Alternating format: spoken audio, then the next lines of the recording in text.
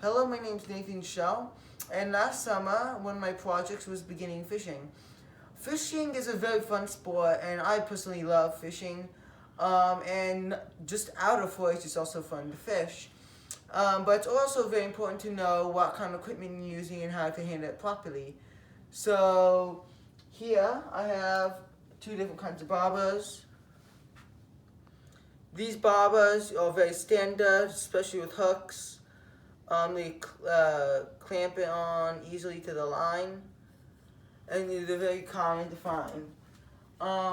For casting your line, bobbers might not.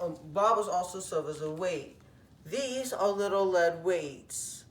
What you do is you attach them under your bobber near your hook, and you can cast them farther. You can cast your hook farther, and also your hook will tend to stay deeper down.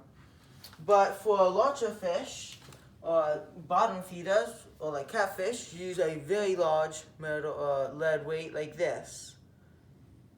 Now, fish like bass, you need a thing that is called a jitterbug. Now, what a jitterbug does is this mouthpiece here, as it's getting pulled on the surface, it will mimic the movements of an injured fish. Now, a bass would rather go after an injured fish than a healthy fish, so it'll swim out and swallow the fish, or try to swallow it, and then you'll have your catch. There's a couple of other kinds of jitterbug-like catches, which are these two. These two are for, this one is for smaller fish. It's similar to the jitterbug, but the only thing is that they'll go under the water instead of on top. They're also shiny to reflect the sun's light and to catch the attention of any fish that are looking to eat any other fish. As far as bait that you'd use with bobbers, this is crappie bait. This stuff's very nice for the fact that it is very, very smelly, and fish love very smelly food. The only problem is it dissolves in water rather quickly, and also fish can bite it off the hook if you don't put it on properly, and that's one of the downsides to it. Here's another kind of crappie bait that I used. This crappie bait is a little rougher.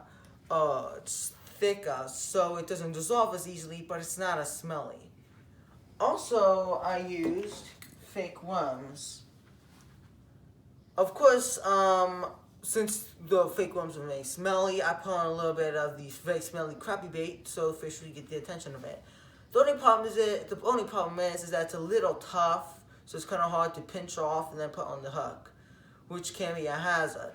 And the last bait I do use, but I don't have currently, are worms, since not only are worms inexpensive, but they're also very common, and also it's more healthier for the fish to eat more natural food. When fishing, you need to know what kind of fish you can find in specific areas. Now, this are some fish that you can find in specific rivers around Ohio, like the Ohio River.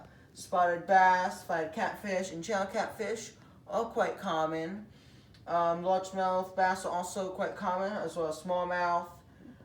Trout, northern pike, and the paddlefish are a little bit more rare, but with the right equipment, you can catch them. But do be careful, paddlefish are an endangered species.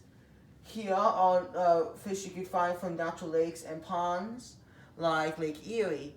Largemouth bass and smallmouth bass, yellow bass, flat catfish, lake trout, and rainbow trout. Around Goby, which is they tend to go towards the bottom of lakes, and they're small, so you need to make sure you have small hooks so you don't harm the fish. And bullbot, which is a very large bottom feeder fish.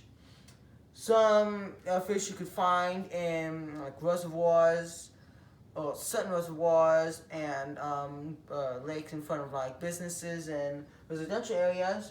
Largemouth are common. Bluegill are probably the most common, as well as crappies. Channel catfish are a little more rare, like the flathead catfish. Carp are quite common, actually. White bass are a little rare, but they are also commonly found. And hybrid striped bass, which are also a little common. Now, it is important to know a fish's body because you need to know how to handle it. Handling a fish is one of the most important things, especially for this fishing project. This is a bass, and as you can see, you have the fish, and for the book, I identified all the body parts. Now, of course, bass tend to be stronger fish, and you make sure you have a stronger grip, and also you need to make sure that you'll have to take the proper safety precautions for handling it. Now, most fish in Ohio aren't endangered, but in certain places like the Californian sardines population has been declining, but luckily with organizations and restrictions during breeding season, it's slowly coming back up to population. Now for the North Sea con, its population has been going down since the North Sea is a very major fishing area. Unfortunately, the population nearly went extinct, but with modern restrictions and everything, just like the Californian sardine, it's slowly and steadily rising in population. Here are actually some of the fish I caught. Now that's my largest. You can't quite see it because it's a little dark, but that is actually a channel catfish. It was my largest fish. It was about this big, 5 to 6 pounds. It was my largest fish, and it's definitely my favorite fish that I caught. Here is a green sunfish, very noticeable, with a green top, a couple of blue specks, and then a little bit of a yellow underbelly. That is a white crappie, and it's very noticeable because it's got a little bit of a silvery ting to it. And right there is a pumpkin seed, but you can't really see it. They tend to be colorful, very colorful fish with green, oranges, blues, and a little bit of silver and white, and actually a little bit of yellow. For my project, this is all I have, and I hope you have a nice day.